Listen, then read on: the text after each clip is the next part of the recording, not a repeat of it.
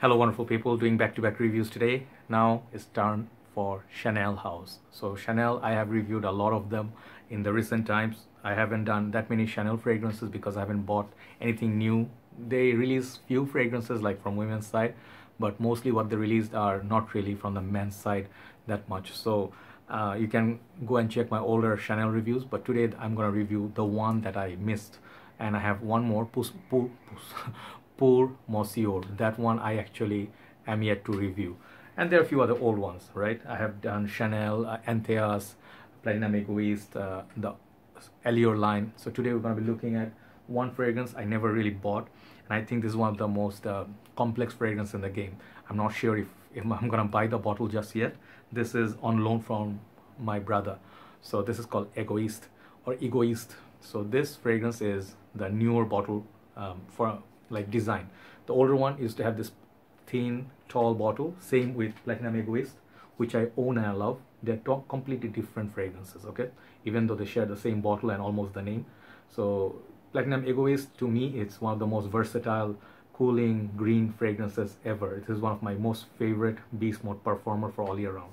But this one right here is a different story. I'll talk about it. And this actually is a favorite of Dan Norton, Pep, a lot of senior members in the fragrance community. They really have mature nose and mature taste.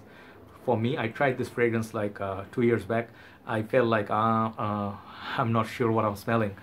Just like Opium, Allure by Chanel, like Cartier, what is it? The other one? Declaration. Few fragrances, they're kind of complex. It's not easy to grasp. So this fragrance, I believe, is something on that line. I would say this is a love or hate kind of perfume. Let's talk about it. I don't have the box with me, just have the bottle. So this is Egoiste, Chanel, and this is Paris, EDT. The cap is plasticky. There's CC. Bottom is your sticker. And the juice, I think a little bit light vetiver color or green color. The cap kind of is snug fit. You can pick it up.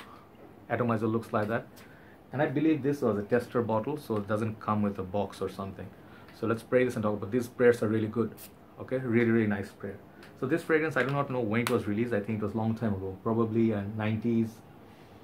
Yeah, the original one was like released in 1990s. So fragrance, you know, like when I sprayed for the first time like 2 years back, I thought I'm not sure, you know, like what I'm smelling. This one fragrance, it really made me think, because I was not sure what I'm smelling in this, you know. It's not an easy one. You smell definitely some sort of orange in the opening, but slowly it starts getting a little bit rosy, a little bit cinnamon, a little bit woody.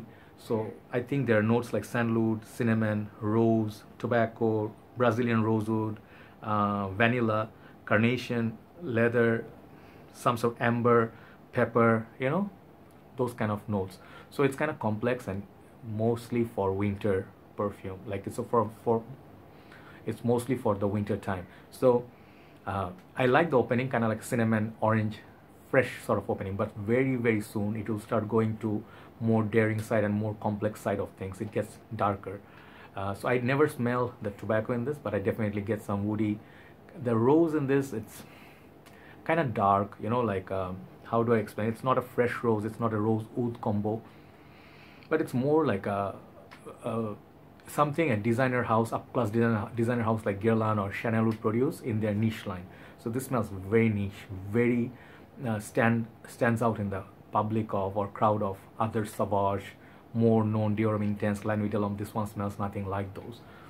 So I think it's a very bold scent. It's a very like a sophisticated, at the same time it's very confident kind of a smell. It doesn't smell like a 16-year-old would rock this. It smells like 35, 40 plus men would love it.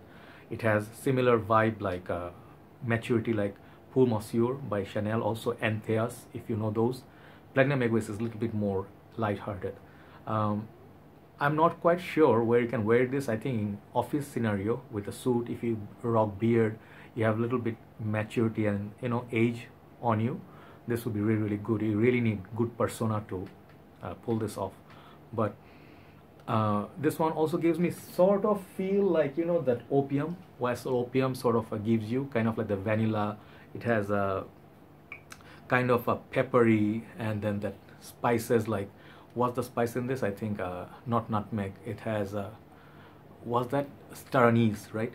But not really comparable, as in like very same, but similar sort of vibe. So I would suggest again this one for people with mature nose. Remember, not the age. I'm talking about people with mature nose. Even if you're 16 but you rock like Kuros, this is gonna be like easy. Not really animalic vibe much going on. It has a freshness to it, but that leather slowly pops up. It's kind of like a fresh leather. So the orange, leather, rosewood, rose, sort of sandalwood, makes it kind of interesting scent. I'm not quite sure if I'm gonna buy the bottle, because I see it's nice. It's gonna take a little bit more time to grow on me, I must admit, but I like it. It's not as scary as it was 2 years back. So I smelled a lot more fragrances since then. So this is definitely not a easy blind buy. Do not blind buy this perfume. My request to you.